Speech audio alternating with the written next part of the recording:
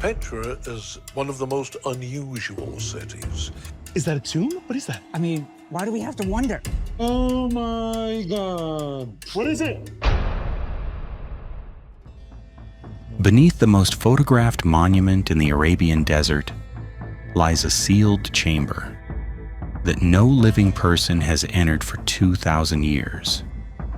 In 2024, a team of archaeologists aim a radar beam at the ground, and the screen lights up with something that should not be there.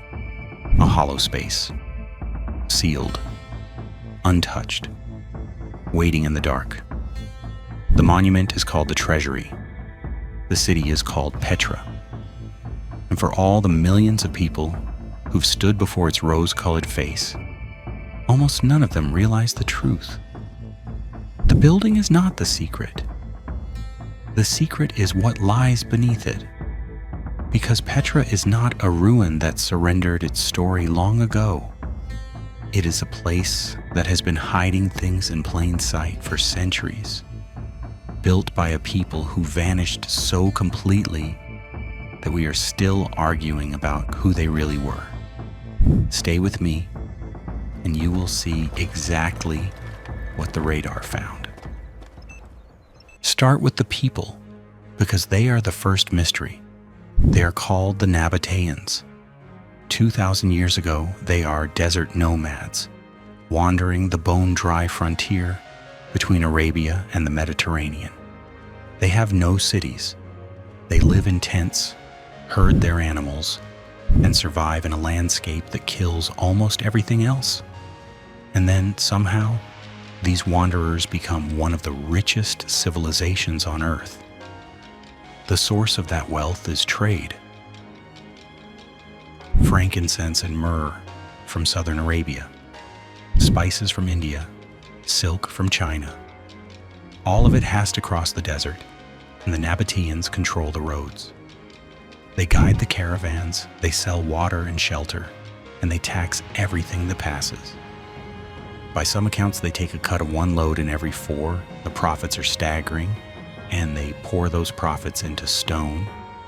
And here's what makes them so hard to know. The Nabataeans carve thousands of inscriptions into rock, yet they leave almost no record of themselves, no histories, no chronicles of who they are or where they came from.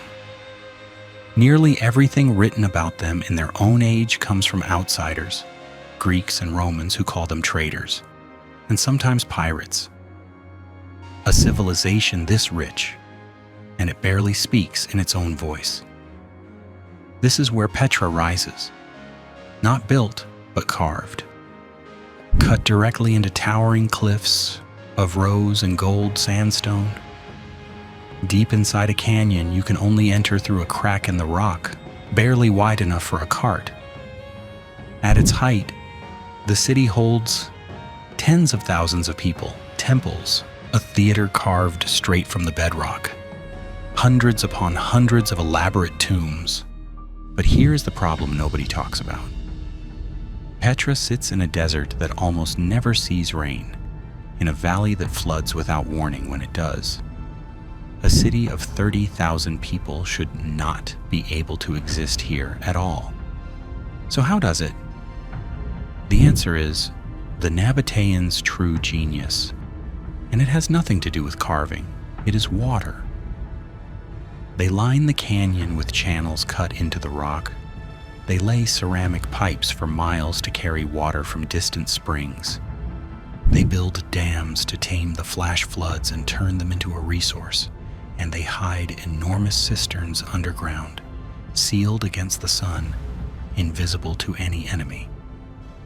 In the middle of a wasteland, they engineer an oasis. Hold on to that detail. The water is what makes Petra possible.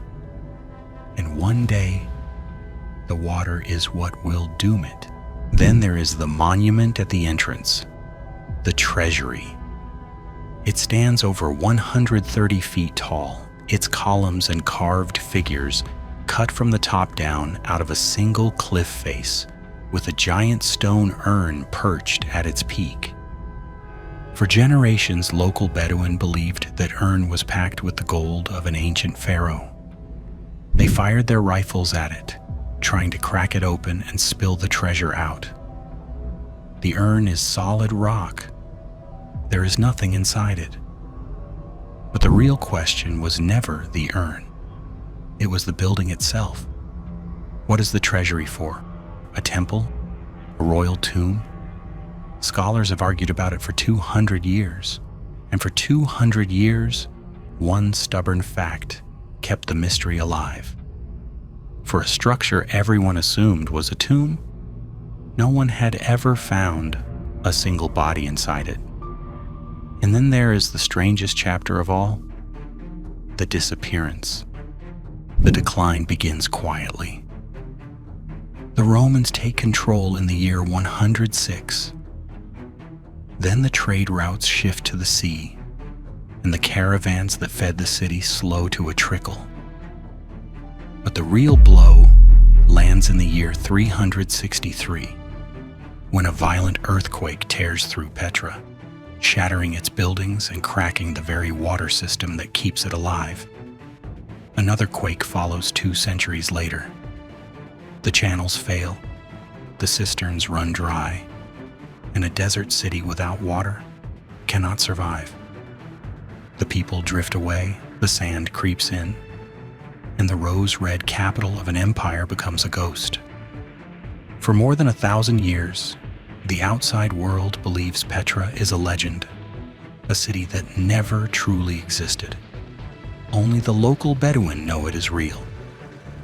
Then, in 1812, a Swiss explorer named Johann Ludwig Burckhardt disguises himself as a Muslim pilgrim, claims he wishes to make a sacrifice at a nearby holy tomb, and persuades a guide to lead him through the canyon. He becomes the first outsider in centuries to stand before the treasury. Petra is found again. But found is a generous word, because here is the detail that should stop you cold. Even now, after 200 years of excavation, the vast majority of Petra is still buried beneath the sand and rock. We have only ever seen a fraction of it.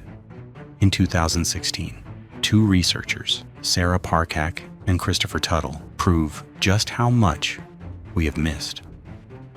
Parcak is a space archaeologist, someone who hunts for lost sites using satellites orbiting high above the Earth.